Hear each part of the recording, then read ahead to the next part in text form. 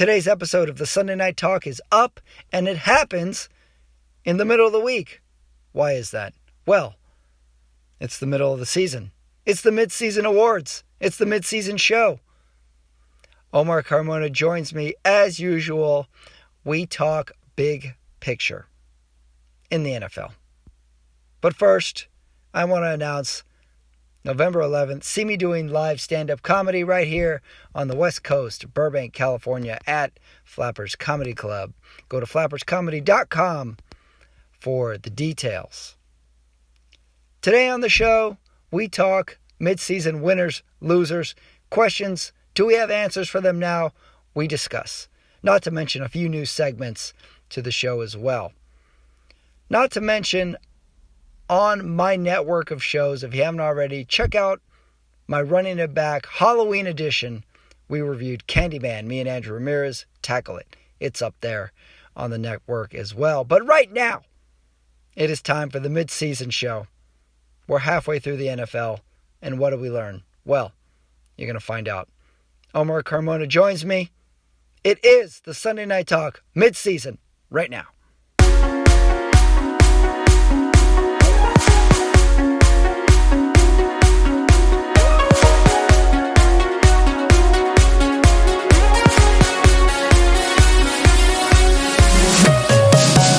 All right, we're here. It is the Sunday Night Talk. Omar Carmona is with me for a very special edition. We didn't do one Sunday night.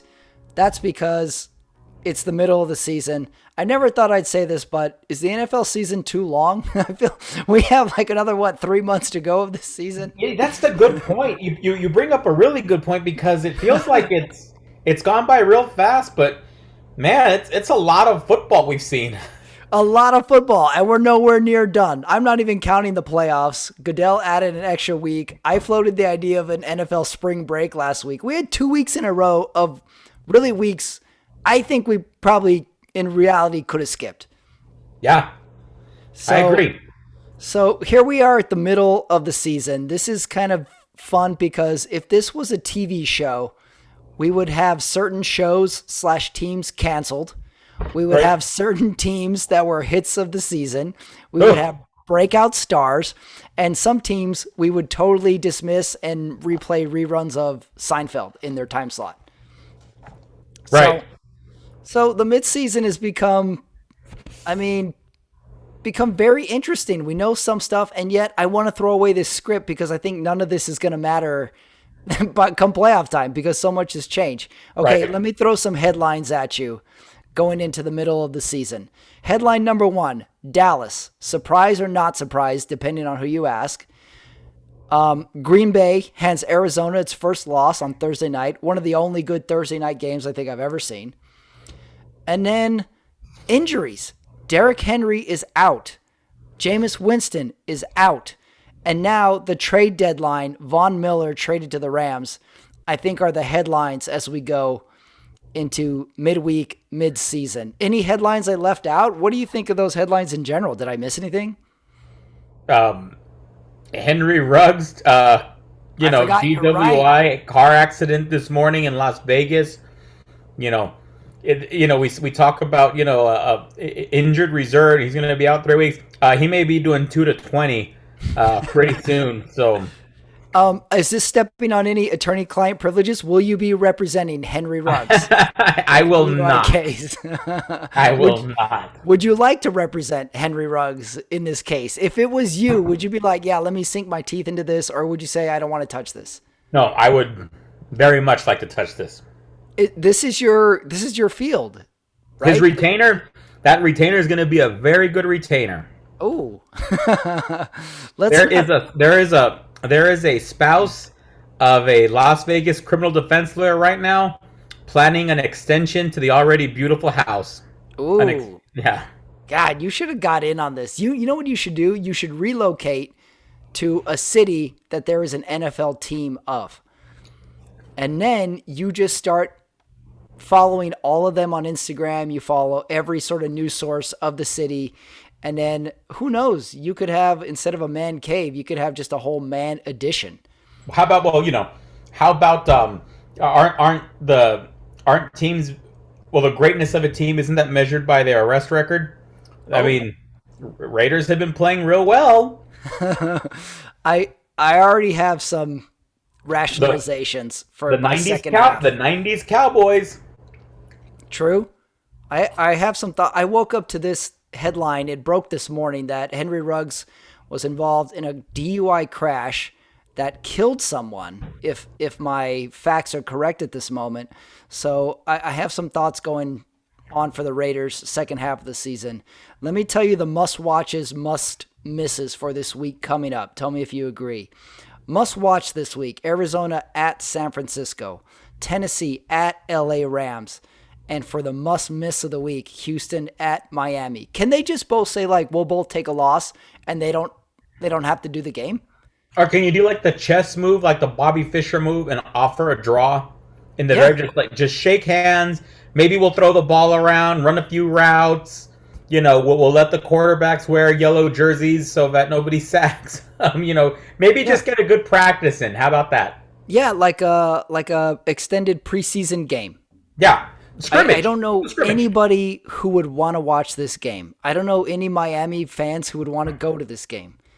This is the must miss of all must misses. Yeah. And then as I look at the must watches, Arizona, San Francisco looks good. Tennessee, no Derrick Henry.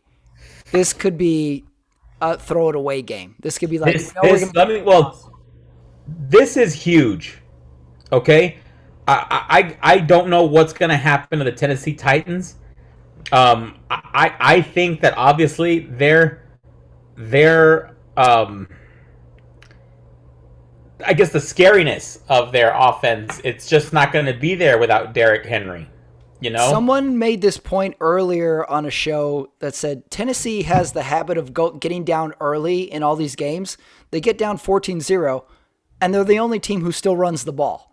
Right, So because they can. Because they can. they are and then now they lose Derrick Henry for the season. So I can't help but be bummed out because he was looking at an MVP run, I think, if they kept it going. So, okay, let's kick it off. Let's not even wait. If the season ended today, here are your division leaders: Buffalo, Baltimore, Tennessee, Las Vegas, NFC, Dallas, Green Bay, Tampa Bay, Arizona. I have a feeling this is not going to be the leaders at the end of the season. So I'm taking out Tennessee, I'm taking out Baltimore, and I'm taking out Vegas of my AFC. I think we're going to have three different division winners in the AFC. In the NFC, I'm going to take out Arizona. I'm going to say they don't win. Really? I don't know. I'm trying to spice it up a little bit. Keep Tampa Bay, keep Green Bay, keep Dallas. I would agree. I think if there is a chance, can the Rams make a run at Arizona? Maybe. Maybe. I think the Von Miller addition is a great addition. You had Aaron Donald, you have him on the front line. You have Von Miller, a Super Bowl MVP. Cam Newton still has nightmares of Von Miller from Super Bowl 50. And then you got in the backfield, defensive backfield, you got Jalen Ramsey, who is probably the best at the position right now. So, it's crazy. It's crazy. I think this is a very good move for the Rams. Yeah, they made the mid-season trade. I was doing some research. Not a ton of mid-season trades we typically see in the NFL, although I did find some interesting ones. So they theoretically improved their defense. They're going to make a run at the division. Stafford and the McVay combo seem to be working for the first half of the season. So I'm swapping Arizona for LA Rams in the NFC. The other three, I think, stay put. Dallas, that's a weak division. Green Bay looks strong as hell. And Tampa Bay is going to be Tampa Bay. So leads me to my next question. Well, but don't you think though that with the backup quarterback after Jameis Winston went down, I mean, shouldn't have Tampa Bay have taken care of that game? I'm not giving up on New Orleans. You're right. I'm a little hesitant on just throwing in the towel and saying Tampa Bay is going to hold the division. What do you think of this though? Okay, Tampa Bay, let's say they get to the conference finals of the NFC. Let's say they lose. You think Tom Brady comes back? Right now, middle of the season, they're having a great season. They get in the playoffs. Why not hang it up? Or do you think he comes back? He comes back. Really? If he wins the Super Bowl, does he come back? He comes back. Really? Wow. Let me tell you, if they win the especially if they win the Super Bowl, he comes back because he's gonna do for the he's gonna try to do one thing that no quarterback has ever done or NFL franchise. He's gonna go for the first ever 3-peat. Yeah. Okay. And win or lose, he's out after that. Okay, you're talking me into it. If he wins the Super Bowl, he's going for the 3-peat. If he loses, I'm 50-50 that he comes back. Why not right. go off? I could see that. A disappointing loss. Or just a loss like he plays good, the defense plays bad. He can still go out saying, yeah, I played pretty damn good. All right, way too early prediction. I already flip-flopped. New Orleans is making the Super Bowl. Sean Payton is a mastermind at the offense, and he somehow gets the most out of his second-string quarterback, and they totally flip it and run the table second half. That's my way too early prediction. Wow. My way too early prediction. Too early. Way too early. It's way too early for it. My way too early prediction will be a repeat of Super Bowls 27 and 28. The Buffalo Bills and the Dallas Cowboys. Oh. I like that in a lot of ways. It's making me want to make a way too early Super Bowl prediction as well. Okay, hold on. Let me look at my list real quick.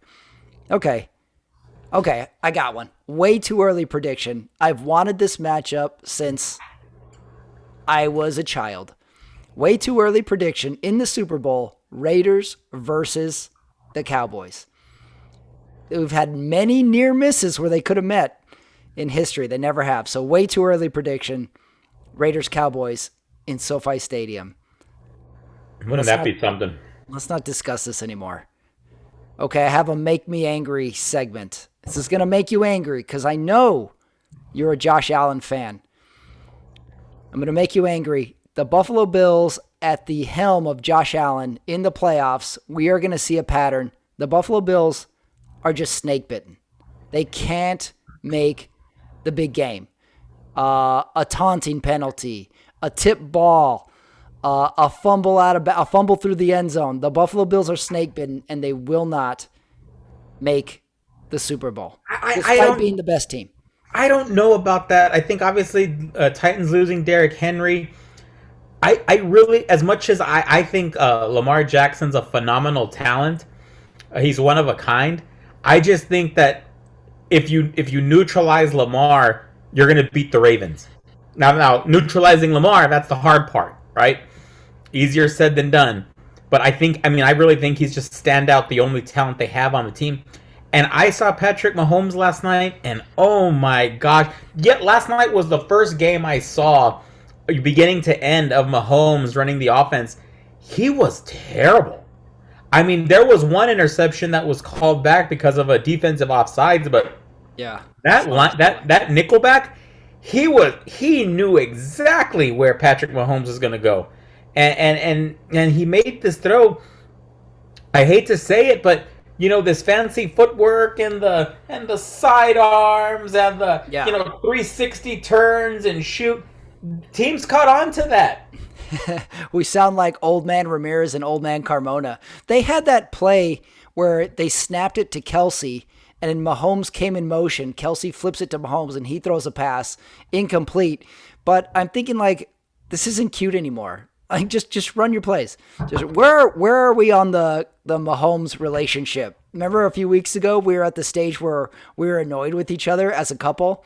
Yeah. Nothing is cute anymore. Where are we this week? Because remember they won, but this was against the Giants, and you have to appreciate Mahomes for everything he's done, but at this point, I'm texting other quarterbacks. Oh my God! Really? You've got a side piece on your Mahomes relationship. I'm not saying side piece, but I'm throwing out some feelers. You're liking a few photos on Instagram, type of thing. Sliding into some DMs, yeah. Oh, okay. Wow, this is serious. There is trouble in paradise. Mm-hmm. That's fair. I'm about there as well. I'm liking some photos. I'm rewatching some Instagram stories. I'm picturing my life without Mahomes at this point. I put all my messengers on invisible mode. I may or may not have a couple logins to like Brazzers and Right. Bang Bus. Okay, franchise 1-year deal or send to the practice squad. Fun one. The players showing up in Halloween costumes. You got scary costume, silly costume, or the kind of favorite when a player dresses up like as a teammate or a coach. I go the scary costume, 1-year deal. It's fun. It's almost a little pretentious when the one guy came out as a Grim Reaper and had all the QBs he sacked. Right. I was like, dude, but the game hasn't started yet. You don't know if you're going to have it. So I give that one the scary costume, 1-year deal. Send to the practice squad the parody costume where they dress up as a teammate or a player or something like that. See, I'm gonna flip flop those two. Yeah, I think the scary. I think you're just gonna get in trouble. You're just gonna get someone's gonna get mad. Someone's wife is gonna get mad at you, and then franchise the silly costume because it's all in good fun. When the one guy dressed up as like Woody, Yeah, franchise is silly. Yeah. I love Josh Allen going as Phil Mickelson. That was good. That was awesome. Very good.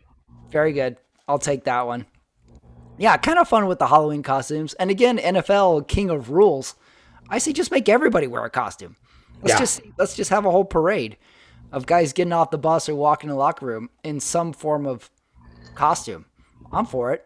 Okay, I have a challenge for you this week. The trade deadline was, as we record this, today at 4 p.m. How many mid-season trades can you name? From today? No, forever, for in the entirety of the NFL existence. Can you name some mid-season trades? It's weird because it's not like baseball or basketball where you trade and players on the other team playing right away. It doesn't happen very often in the NFL. I looked it up. I found some pretty surprising ones. But Okay, can you think wasn't DeAndre Hopkins a midseason? DeAndre Hopkins was one. Yeah, I saw him on the list. Okay, he was a midseason. Ooh, okay. I'm gonna go back. Was Steve Young a midseason trade from Tampa to San Francisco? I didn't see that one on my research, so I'm gonna say no on that one. Okay, yeah, that would have come out if that was the case. Midseason. Gosh, that's a great question. Obviously, today Von Miller going to Los Angeles. I mean, yeah, McMahon had to have been traded at some point mid-season, right? I think he still might be being traded right now. Yeah, I think there's a few trades with McMahon's name on the commissioner's desk still. He was the first journeyman quarterback I was aware of, where I was like, oh yeah, McMahon, the Bears, and then you're like, oh yeah, he's with the Vikings, and then all of a sudden you're watching a game 3 years later, he's on the Eagles. He's taking snaps for the Cardinals now. Hey, he was even on the Chargers. I didn't remember. He was on the Chargers for a year. True. He was on the Chargers as well. No, that's a great question, but no, I can't think of many. I'm sure when you start naming them, I'm gonna be, oh, that's right, but I can't really. Yeah, here's a couple notables I found. Amari Cooper to Dallas last year. That's true. From the Raiders. Garoppolo to the 49ers midseason. How could I forget that one? Carson Palmer to the Raiders from Cincinnati was a midseason trade. Did not realize that. Jerry Rice from the Raiders to the Seahawks was a midseason trade. I would not have thought that. And my biggest surprise, Herschel Walker to the Vikings was a midseason trade. I totally forgot that was midseason. I had to double check that one because I think but it was. It happened October 10th. I thought about Herschel Walker, but I said, with all those draft picks that the Cowboys were giving up, that the Vikings gave up, I would have figured that was a trade done in anticipation of the draft. You know what I mean? So that's that. But yeah, you're right. It was a midseason trade. I remember now, but I didn't know those other ones. The Jerry Rice one, Carson Palmer. It's hard to trade a franchise quarterback mid-season. And he was playing for the Raiders later that year in a couple weeks. So Crazy. Very unusual. Midseason trade at the quarterback position. Okay, Sunday MVP from the week. I got a fun one this week. Sunday MVP, Cooper Rush's parents. I don't know if you saw that Sunday night game, but Those parents look like they're going through agony. I want to go. I want to go with my team, my number one team, the New York Football Jets. The whole team gets the Sunday MVP. Mike White. He played to debut, first start, and throw 400 yards. Only other player to do that in NFL history, Cam Newton. Big Sunday disappointments this last week. Cincinnati losing to the Jets, Cleveland losing. I don't think there is a bigger disappointment, and there's quite a few in the NFL, and my Niners are up there. I just don't think that it's as disappointing as what happened in Cleveland this year. Cleveland is the biggest question mark right now. They look so lost out there, and the fact that I've never been the biggest fan of Odell Beckham Jr., but I think that guy's got a gripe. It just seems like Baker Mayfield spreads it to everyone else except probably the most talented receiver you got. Yeah, I was thinking Odell isn't even the best receiver on that team. How far a fall has Odell Beckham had since we all thought he was the second coming of Andre or Chris Carter? I don't think he is the best receiver on that team. The reason we think that he's fallen so much is because the last 2 years in Cleveland have been terrible. They've been absolutely terrible. So to us, yes, there has been a fall, but I don't think it's all him. I just think Baker Mayfield's a mediocre quarterback. I'm telling you right now. I agree with other analysts out there. Baker Mayfield will not do better than a wild card win in his time in Cleveland. In his whole career, huh? Yeah, his whole career. One day, I think Baker Mayfield will make a terrific Las Vegas Raider at the end of his career. Okay, way too early. You said the same thing about Jamarcus Russell. Yes, I did.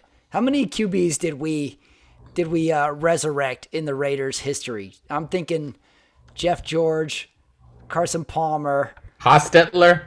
Jeff Hostetler was in there. We were just the great. How about Vince Evans?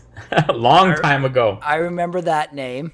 And then it extended past the quarterback too, with Warren Sapp, Randy Moss, Jerry Rice, although he was at least somewhat productive. Romanowski. Oh, Romanowski. We were definitely a little you mentioned Ronnie Lott, right? Oh, forgot about Ronnie Lott was on Roger Craig. Roger Craig was a Raider. Yeah, we were the truck station pit stop on the way to retirement for Randy Moss, although Randy Moss then resurrected in New England after that. That's funny. Sometimes we think it's the last stop and then they go somewhere and then they have a hell of a season. Hey, Jason Witten went back to the Cowboys. That's true. We had Witten for a year too. So we do it. We're the retirement home. Maybe it makes sense we move to Vegas. Isn't that where all the retirees move to? Yep. Way too early coach of the year. I am going with a unusual pick. Way too early coach of the year. The first ever 2 coaches to win coach of the year in the same year. They got riddled with injuries, yet somehow they're putting it together for a deep playoff run. Coach of the year is being split this year between Sean Payton and Mike Vrabel. Oh, I can't argue with Sean Payton. It's going to be interesting to see how Mike Vrabel adapts to losing Derrick Henry for the year. But I'm with you on Sean Payton. He's very impressive. Yeah. I think in some crazy miracle they rally the troops, and despite these injuries, have great second halves of the season. Yeah, and they both get coach of the year in my way too early coach of the year. Okay, I'm going to read you some questions that we had from the beginning of the season. And now we can answer them since it's the middle of the season. I have 4 questions. Question number 1, will Aaron Rodgers play or get traded? Remember, this was the talk if we were thinking if Aaron Rodgers was even going to play. And now we're in the middle of the season. Not only will he play and not get traded, he's an MVP candidate. And he's looking like he's the best QB in the league, possibly. So that I think we can have an answer to. Well, you're saying Aaron Rodgers is MVP. Is he the best quarterback in the league, or is he the MVP of the league? I'm saying, as of right now, I say he's an MVP candidate. Best QB in the league. Right now, we got Brady, Rodgers, Stafford. Prescott. Prescott Josh and Allen. yeah, that's true. That's true. Is who's our top three QBs in the league? Okay, okay. Let's do that. I don't know how you would. Okay, you have to put Josh Allen is one of the top three quarterbacks in the league. He is. Okay, I agree. I am also going to say Aaron Rodgers is up there right now. Okay. Aaron Rodgers, Josh Allen. We're Okay. not talking historically because historically, No. obviously Tom Brady, but we're just saying right now. Right. That's the one I'm struggling with. Is Tom Brady in my top three or not? You got Josh Allen, Aaron Rodgers, and then Dak? You're going Dak? I'm going to go. It's between Dak and Lamar. Really? I didn't have Lamar in my top three. I was thinking more Kyler Murray. Okay. Oh, I think I would much rather have Lamar than Kyler. Did you think Aaron Rodgers had any chance of sitting out the season or getting traded before the season started? I think he did everything he could to get traded. Really? Yeah. And now he's having a now he's having an MVP run. So that was question number 2 from the beginning of the season. What will be of the Deshaun Watson situation? He had these massage parlor issues. We didn't know if there was a crime, if he was going to be charged anything. He wasn't going to play. And here we're in the middle of the season. He still has not played. And it seems like he did not get traded to Miami. So we still don't have an answer to that We're question. not going to. The Texans, I think, when's his contract expire? Is it I don't this know. year? I don't know. I think it's this year. And They're going to let him walk away. They're not going to get anything. I think they wanted a high price for him. I think they could have gotten, they were trying to fetch more, but I think, if I'm a GM, as much as I may like him, I'm not gonna be giving up draft picks for him, given the uncertainty of his legal situation. And the question is, we don't really know what the situation is. Like, we don't know if the league is going to say you're suspended for all of next year. You're suspended for 2 weeks. You've done time served. We don't even know what's going to be of his situation. So that one we still don't have an answer to in the middle of the season. Question number 3 from the beginning of the season.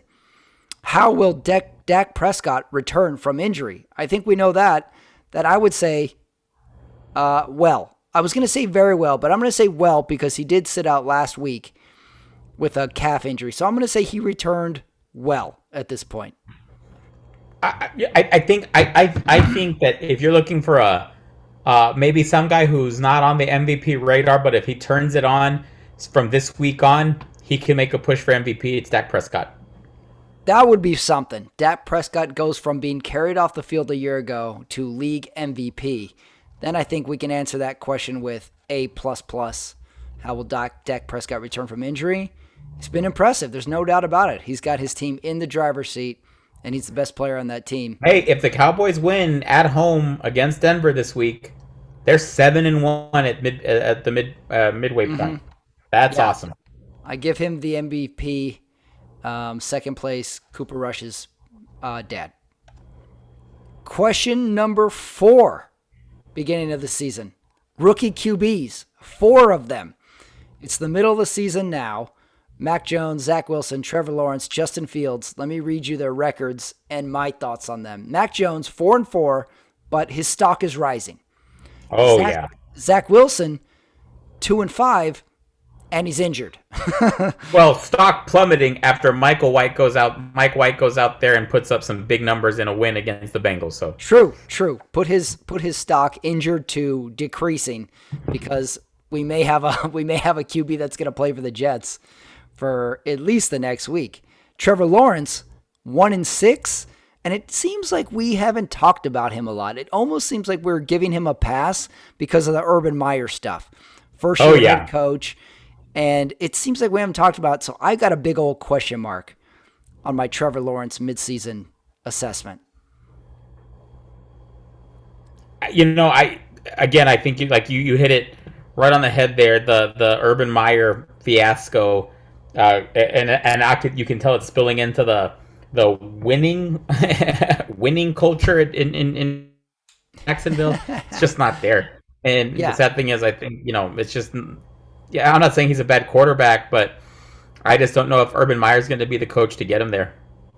Yeah, but it seems like the spotlight isn't on him. It's on Urban Meyer. And maybe that's a good thing. Maybe he doesn't have the pressure. And at 1-6, I think we all know the Jags are just tanking this season. Or they're not Right. tanking, but we know they're not going to be good. So it's not like we're like, all right, he's got to get a win. It's a must win. No, we don't care anymore. Yeah. Do you think Urban Meyer is coaching next year, the Jaguars? No. No, you think the Urban Meyer experiment is done? I think there's another experiment too. I think the Sirianni experiment in Philadelphia is going to be over too. Coming up coming up next, which coach is out of a job? Yeah. Right after the break, Gonna be, we'll tell you. I think there's going to be quite a few of them. Yeah. Every year we lose. It seems like we lose a bunch of coaches every year. It seems like there's the great coaches, and then everybody else is working with 1 to 3 years Right. tops, and then we change every year. Quarterback number 3, Justin Fields. He's 3-5. Had a couple of flashes against San Francisco on Sunday.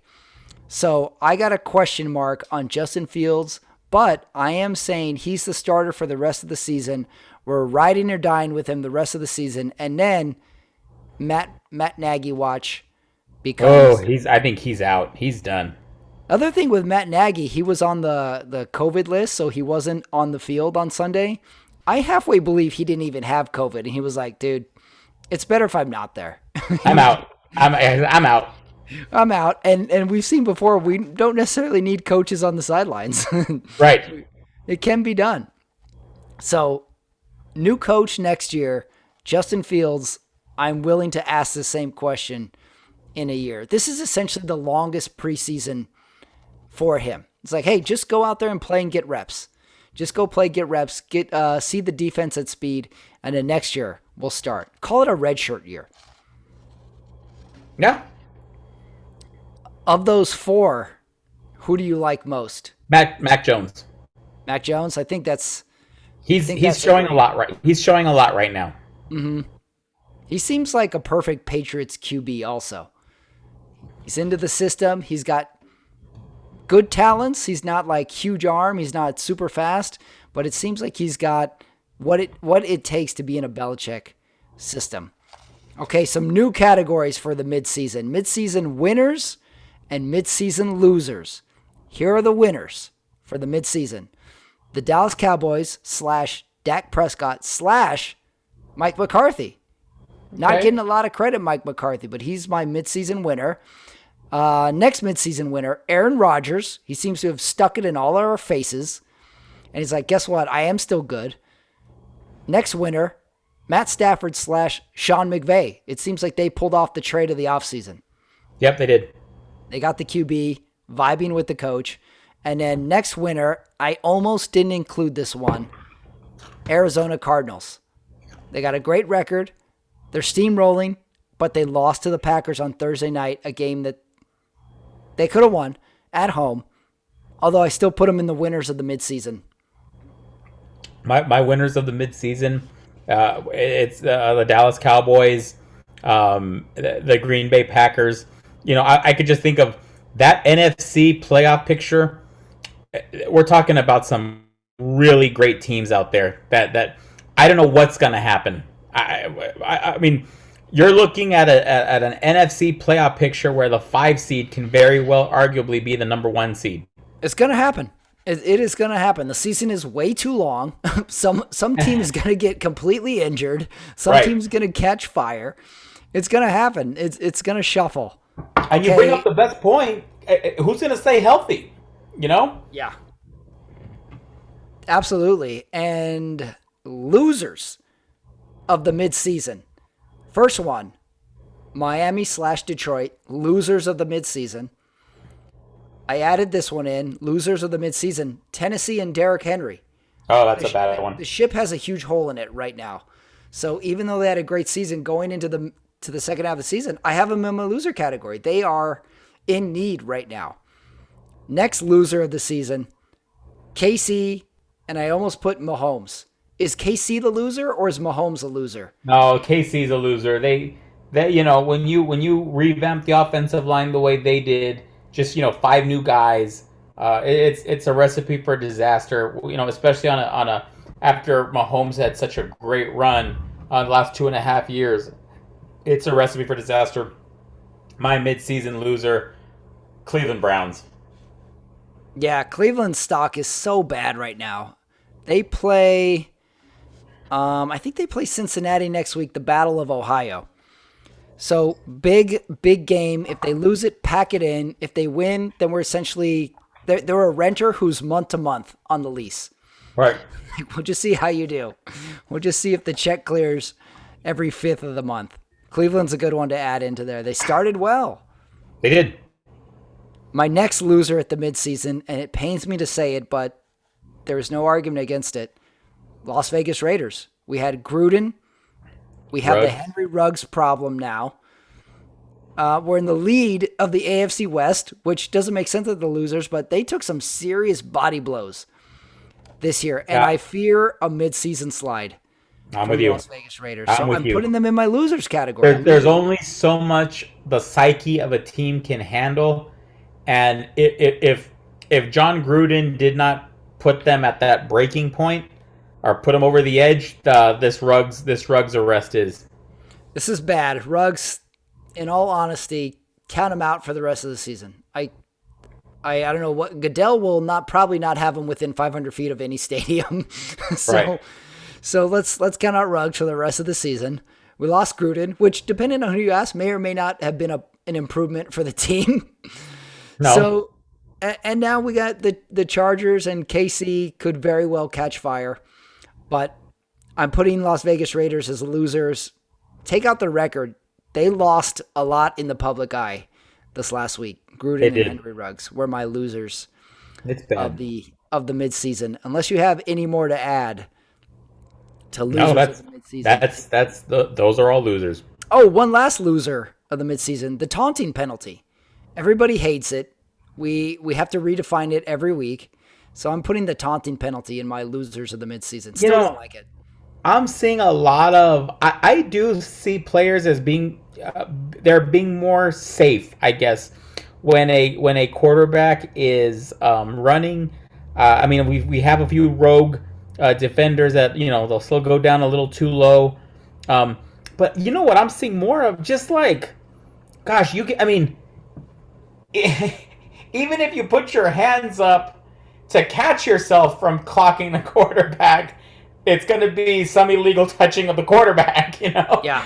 You cannot touch the quarterback anymore. And a few years ago, I was complaining about how defensive backs, they can't play their position anymore with receivers. The illegal touching, the illegal hands. But I think that the defensive backs as a whole have adapted. I just don't see how some of these linebackers could even play anymore with the rules as it pertains to protecting a quarterback. Yeah, I don't know either, because you're right. The defensive backs can play their position because they're essentially one-on-one a lot of times. But the times where like the defensive end gets blocked into the quarterback, or he doesn't know if the quarterback is pump faking the ball or not, or just it seems virtually impossible to not go through a game without 1 to 3 roughing the passer penalties. We're just gonna have to build it in to the game. So I had a thought. What do you think about this thought when it comes to the extra point? Okay, so now you kick an extra point. We have a designated place kicker, and it's from the 25. It's a 35-yard kick, and it seems like they're operating about 80% success rate. Okay, what about this? We move the extra point 10 yards forward, but the person who kicks the extra point is the person who just scored the touchdown. So the quarterback runs it in. He has to kick the extra point. The fullback runs it in. He has to kick the extra point. I say we do that and essentially make it like a free throw. And some players will be better at kicking extra points than others. That might be like an and one type situation. Exactly. We make it like an and one. It's like, oh, what a great run by Aaron Rodgers, and he's got to kick the extra point. Oh, great, he's good at extra points. Or be like, oh man, that fullback, he scored, but he's not gonna make that extra point. Or you'll have the fun thing where the guy makes it who always misses, and all the team celebrates. Kind of like where the big center for the NBA always bricks it, and all of a sudden he makes it, and it's the greatest thing in the world. That'll put in my letter to Roger Goodell. Do that. Okay, new segment that I wrote for this week, midseason. The NFL, I am now treating like a class system. And in my class system, I have the upper class, the middle class, and the lower class. I'm going to read you what I got. NFL's upper class. These are the country club. They have nice cars. They're making big time dough. They're sending their kids to Ivy League schools.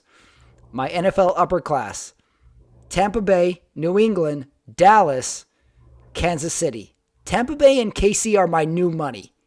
Upper class. Okay. Like they invested in the .com or Bitcoin, and they're new money. New England and Dallas, old money. Old money.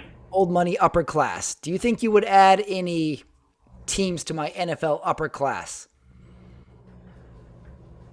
I like that. I like that. That's the upper class. That's the upper class. Okay. Pittsburgh is that old money team, but they've made some bad investments. You know what I mean? But they still like to act as if they have it all. Okay. Well, here's my NFL middle class: Tennessee, Pittsburgh, Green Bay. These are places. These are teams that own some property, have laid down some good investments, but conservative investments, and have seen some returns on their investment. But I'm going to give them middle class for my NFL class system. You agree or disagree, or did I leave anybody out? I agree with that. That's a good analysis. NFL lower class: Miami, Detroit, Cleveland, both New York teams. I can't imagine the Giants being on the same playing field as the Jets. I think the Giants have definitely established themselves with a few, obviously with the Super Bowl victories. They've had some good seasons, so I'm not going to put. Obviously, you can put them there, but I think the Giants have exceeded what the Jets have done consistently. So you're saying the Giants should be out of there. I'm saying the Giants just got hit hard from the '08 crash. but they were in an upper echelon before. Cleveland I put in there as a legacy. They're just always lower class. Even if they make a playoff run, I say they're still lower class. Detroit and Miami, that's a no-brainer. Lower class of the NFL. Right. So, yeah, ones I left out, LA Rams, I didn't think they fit into any of my class system, so I left them out. But could change. I could see Green Bay making a shift to the NFL upper class. And I could see Tampa Bay going right back to middle lower class after the Brady era. Sure. And also Dallas upper class, even though they've been taking huge losses the last couple of years. Still upper class. They're still upper class. They're America's team. Can't discount that. True. They'll always be in the upper class. Last segment, legal ramifications. No better week for legal ramifications than this one. You already said you would like to represent Henry Ruggs as his DUI attorney. So my question is, what is the lawyer community like? Are you friends with other defense lawyers? Are you enemies with other prosecutors? Do you socialize? And if so, what are those relationships like? Okay, to answer your question, am I friends with other defense? Yeah, even though there's a competition, obviously we're all trying to earn the bucks at the same time. But I think it's that's a friendly competition for the most part. You got a few scoundrels out there, but that's just going to be in every profession. Am I enemies with lawyers? Well, I'm just as like I'd be enemies with some defense lawyers who I think are not playing with a full deck of cards. There's some prosecutors that I would argue that they don't always play with a full deck of cards, but it's very few, very very few. For the most part, I can speak for El Paso. I'm in a legal community that I think cares a lot about each other, that are willing to help each other, which is great. And as far as socializing, I try not to socialize with lawyers, period. But obviously there are a select few, but the socializing basically has also come about because having kids the same age and the same baseball teams and same social, but so it's not really because we're lawyers, it's because we become friends outside of the courtroom. Oh, I see. Yeah. Yeah, you have you can put aside the professional life when you guys have something in common socially. Yeah, So, will you consult with other lawyers on absolutely, absolutely. I think having a mentor is very important. I have a mentor, so I think that's very important. is there any names in your head, like say you saw that you were going up against and you saw the name and you were like, "Oh, this guy's a horse's ass." Oh, are all there the time. oh really? So there is that competitive spirit to you. Or is there a name that comes up and you're like, "Oh, I got this. This is a win." Yeah, Am yeah. I I overselling won't say some? I won't say it, but Okay, gotcha. So there's a little competitiveness to it. Is there like a top dog in the community, like a blue chip? Is there like a Tom Brady of lawyers in the community where you're just like, oh, I gotta watch this guy. This guy always wins. This guy brings the A game no matter what. Is it even like that? Yes, So there's yes. like an MVP. There is, but the saying, the old saying goes, you got to wake up in the morning and you got to believe you're the best at it. Okay, because if you don't do this job. Okay. Oh, I like Uh, this competitive Carmona. yeah, so that's important. Yeah, I like that. You get out of the morning, you put the shoes on, you tie the necktie, and you're like, all right, here comes the A game. Here Sure. comes here comes the 3rd and 13. I gotta play for you. This guy's not gonna know what hit him. I see. Yeah, yeah, for sure. It's tough out there in this lawyer world. It's tough. What would you give if you were to give your own lawyerness NFL team record? What would you give yourself? Give me your best year. Give me your best year. Did you go 10-7? Did you go 15 and No, 2? why that's such a hard question to answer is because I know they say that it's your client's decision if he or she wants to go to trial, and that's true. But the lawyer has a lot of say in that. And when I say that you're in a position of trust, and that you could with the right wording, you can get a client fired up about going to trial or accepting some sort of plea deal, some sort of settlement. Um, there are lawyers out there that unfortunately they will only try a case if they know they're going to win. And honestly, if that were the case, I could easily have one of those 19-0 seasons. I could. You know, I'm not like that. I will try a loser. And I will get and there you got to see these guys. If they know that they're going to lose, they're going to be outside a courtroom and they're going to be kicking and screaming and crying. Oh, please don't make me try this case. Please don't make me try this case. And they'll do anything to avoid it. And that's a pretty sad. That's pretty sad. I've never done that, and so I'm happy that I can say, yeah, sure, I got my ass kicked a few times, but I did what I thought was right, and I know that there's some that don't say it. So yeah, you're probably not going to see me with a 19-0 season, and smoking cigars at the end and say, wow, I destroyed everybody this year. It's just not possible. Mhm. Every now and then you do have to try a loser, whether you like it or not, and you got to take one on the chin, and or take a couple on the chin, and you just got to go with it. Wow, you're like the Dick Vermeil of lawyers. Legal ramifications never disappoints, Omar. Always with the insight. Well, we're at the middle of the season. Everything could go according to plan. Everything could be turned completely upside down, but we are here for it. The Sunday Night Talk this week, the Midseason Awards. We will be back this Sunday night talking. Who even plays this Sunday night? I don't even look. I pray to God it's one of my must-watches, but we'll be there. We will see you next week, Omar, for the Sunday Night Talk. For me, Patrick Ramirez, and Omar Carmona. See you next week. Good Thanks, night. buddy. Okay, that is the episode for this week. The mid-season recap in the middle of the week. So, let's recap. What have we learned? Absolutely nothing. Some teams are good, but they might suck. Some teams suck, but they might be good. Trades, question marks. I guess we just gotta watch. The season's only halfway over. We have to watch. We have to know. That is our job. That is our journey.